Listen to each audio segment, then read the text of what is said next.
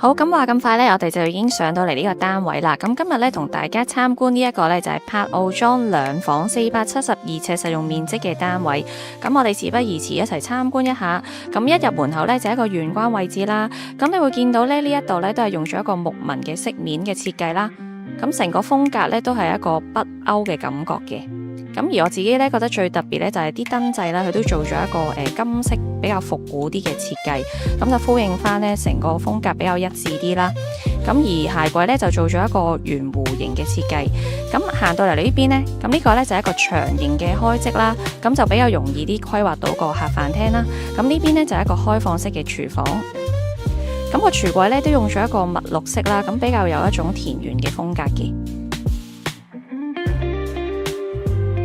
咁基本嘅家電咧都已經配置好噶啦，咁而最特別咧就係呢一個牆面啦，咁其實佢用咗一個磁石嘅設計嘅，咁咧上邊嘅呢一啲配件咧都可以隨意咧去移動個位置啦，咁啊更加方便靈活去使用嘅，咁啊雪櫃咧都收藏咗喺入邊噶啦。好，咁我哋而家過嚟客廳呢邊望一望先。咁呢度咧行出去咧喺露台出邊咧，佢個景觀咧都係非常之開揚嘅。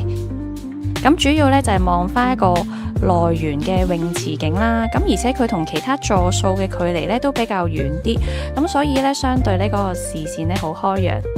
咁而右手邊咧就係大圍市中心嘅市景啦，離遠仲可以望到個山景。咁睇完客飯廳之後呢，我哋就嚟到另外一邊啦。咁呢邊呢，就會係2間房啦，同埋洗手間嘅。咁我哋首先呢，就參觀咗個細房先。咁呢間房望出去呢，其實同客廳嘅景觀都係一樣嘅。咁由於呢間房嘅樓底都比較高啦，咁所以呢，就算細房嘅空間唔算太大呢，都唔會有好大嘅壓迫感。咁可以喺度放書台啦，或者係單人床嘅。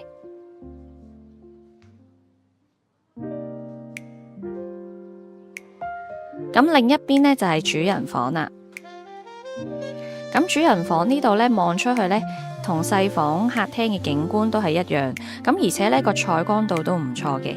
咁主人房嘅空間就比較大啲啦，可以放到衣櫃同埋雙人床。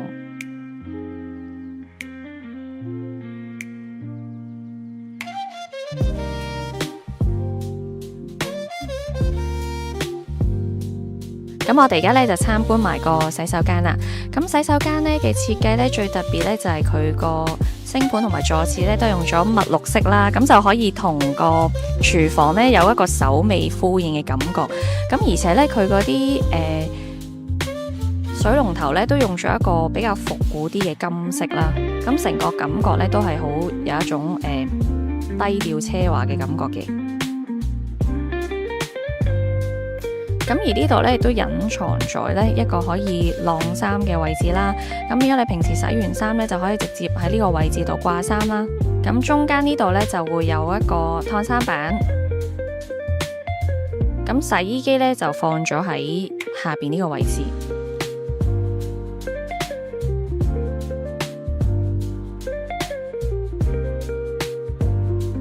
咁咧，成間屋咧，我哋已經參觀晒噶啦。